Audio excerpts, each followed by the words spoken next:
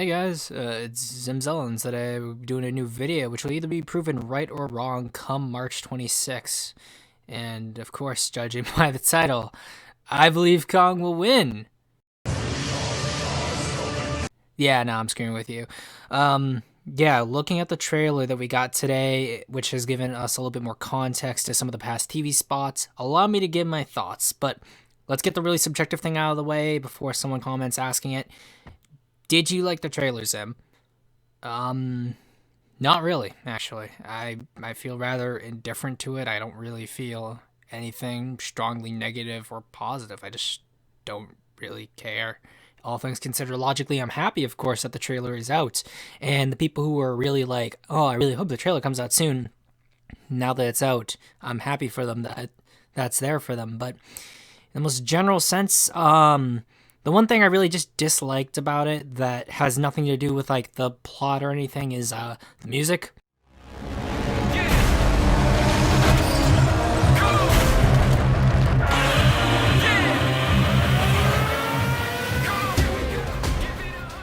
I'm not really a big hip hop guy. It just, that music doesn't appeal to me much. And whenever that kind of thing plays, like for a trailer, games, movies, whatever, it just kind of immediately turns me off. So that may be, but I don't really think necessarily that's the main reason why I feel so indifferent to it. I'm not even sure myself, in all honesty, why I just don't really care at all, unlike 2014 or King of the Monsters, where I was actually pretty hyped and pumped up for the trailer and finally getting it after all that time. But that is one thing I'll say, is that I just don't really care too much about the trailer. But let me get into the reasons why I think Kong's gonna win. The world needs him. So first, let's just look at the teasers as they like appeared on the Warner Bros. India YouTube page. So the first teaser we had introduced us to the character Jia, or Jaya, however it's gonna be pronounced. She is an Iwi tribal, and she's lifting up either a doll or some kind of effigy to Kong. And Alexander Skarsgård's character tells us in the following: We need Kong. The world needs him. So, of course, we need Kong, the world needs him. So, the world's, of course, in trouble. We know this from the main trailer now, that it's due to Godzilla seemingly attacking various sites across the globe with no one knowing exactly why. And of course, despite the fact that we knew that by the last film, Godzilla was supposed to be keeping the Titans in check, but so far, the whole big mystery is that something's been done and Godzilla's now just had enough of it. As D-Man like to put in a lot of his videos, Godzilla has now crossed that line, and now it's going to be up to Kong to do something about it. Of course, this just allows the MonsterVerse to push Kong further into that protector of humanity role that they push a lot more in the comics than in Skull Island, the movie itself, or the adaptation of the movie in that novelization. But also that allows Kong to easily be shifted into the protagonist monster of the film and sort of the unambiguous good guy. And the other teasers and the trailer itself reflect this even more. Now with the second teaser, Jia or Jaya Kong, we see him just bathed in this cool light, and he's reacting and reaching out to Jia. Her actress, who is Kaylee Huddle, is stated in her IMDb page to come from an all-deaf family, so of course that definitely confirms that she is indeed a Iwi resident, and of course the Iwi in universe are a mostly non-verbal culture, communicating through facial expressions and body language, which is done here. And due to this disability, it allows Kong to once again be shown in a much more sympathetic light as he's protecting this young girl who of course has these troubles, but that really doesn't hamper her in the slightest, because it appears that she has some kind of almost Mothra twin-like connection to Kong.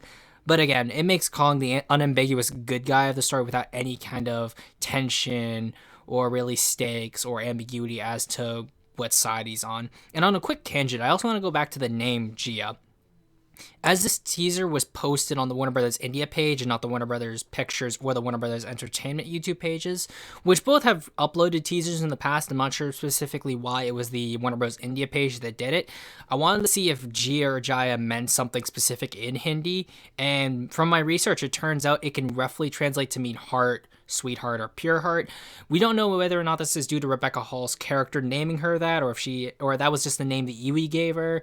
That's all up in the air, and that's pure speculation. But if you translate her name with the title, it essentially, the teaser says Pure Heart Kong or Sweetheart Kong, Sweet Kong, stuff like that. But once again, with the lighting of this specific teaser and just how Kong is portrayed here, it once again it just shows how much they're really trying to tug on the sympathy points for Kong and make sure that you know he is indeed the good guy. And then the final teaser is a winner. And like with the first teaser, there's a voice of God narrator, but in this case, it's not Alexander Skarsgård, it's Rebecca Hall. And we know this actually now due to the trailer, and we get to see who's specifically saying this. And of course, they are referring to Kong and Godzilla when they say Godzilla will come for him. But what's definitely interesting is Kong is referred to in the third person, and his name is not said. And along with this being like all the other teasers focusing on Kong, it could only be coincidence, but it's interesting that the only teaser prior to the trailer itself, before it came out, where the two had some form of confrontation, the teaser is titled Winner, and the monster that is stated in the third person is Kong. So that's just something of note. That's pure coincidence. That probably means absolutely nothing. And once again, it could just be how the line's written.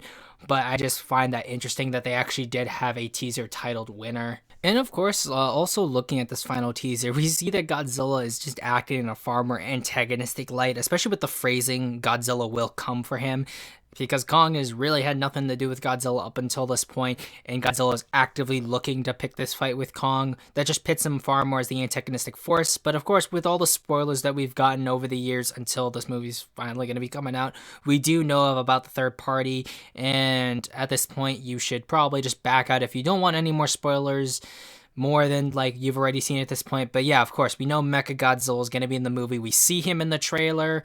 So yeah, here he is, as well as here is a shot of Ken Sarazawa's son, and in the background, looky-doo, it's a little digital board with a Mechagodzilla on it.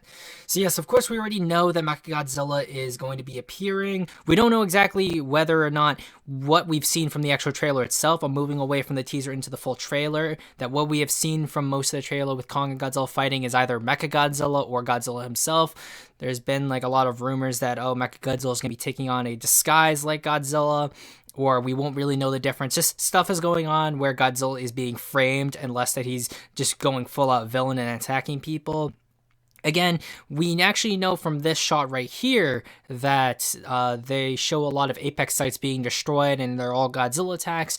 It could either be Mechagodzilla himself who is attacking these places around the world, which is places where Mechagodzilla is probably developed, in Apex, which we do know from the IMDb page has a lot of mechanics crew being credited, and that Mechagodzilla is destroying these places to cover up their tracks so no one knows they built Mechagodzilla, or Godzilla is the one actually doing this and he's actively hunting Mechagodzilla, and he just knows that the Apex facilities are where the mecha was processed or created in some form or fashion, and he's just destroying the last remnants of them.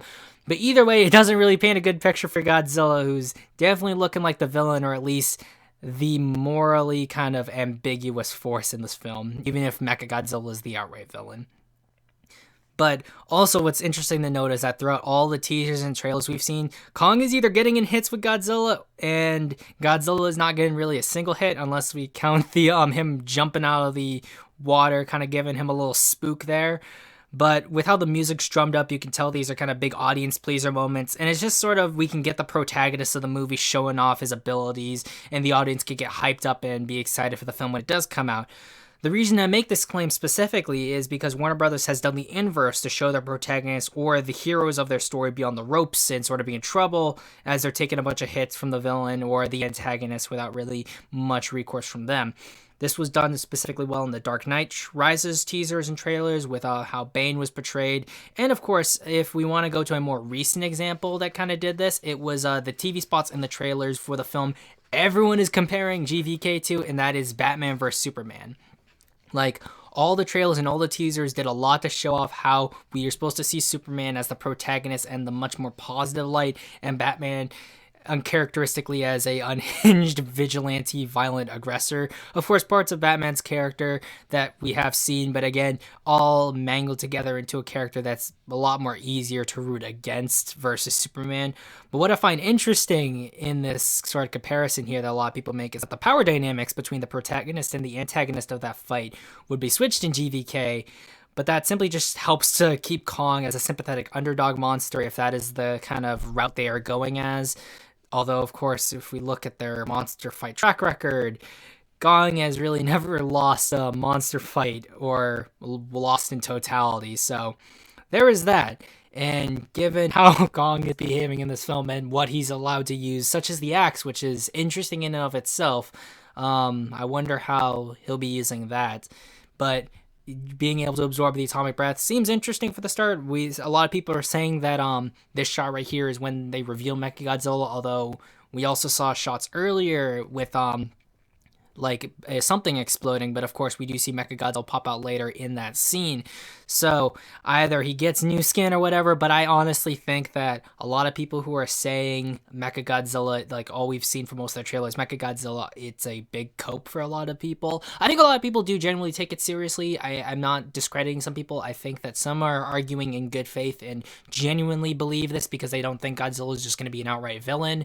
While I personally, I'm a little bit more black-pilled on the matter. I think that Godzilla is going to be definitely far more represented as the antagonist, and dude, like even how he's gonna like maybe clear his name against Mechagodzilla, it's gonna be too little too late. And I feel that if that is the case, they're gonna be juggling a lot of story with humans, monsters, and it might be another King of the Monsters situation, but it will be interesting to see where people take sides on that matter when that movie comes out. And you'll definitely know my thoughts because that will be much more interesting to talk about than just sort of theorizing on the trailers and all that. So, in conclusion, I hope anyone who was excited for the trailer is excited for the trailer. I'm happy for y'all.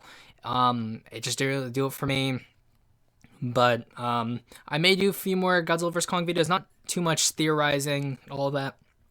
I might do some kind of out of left field kind of things that people might find interesting. So do stay tuned. I will be doing more stuff of other projects I'm working on.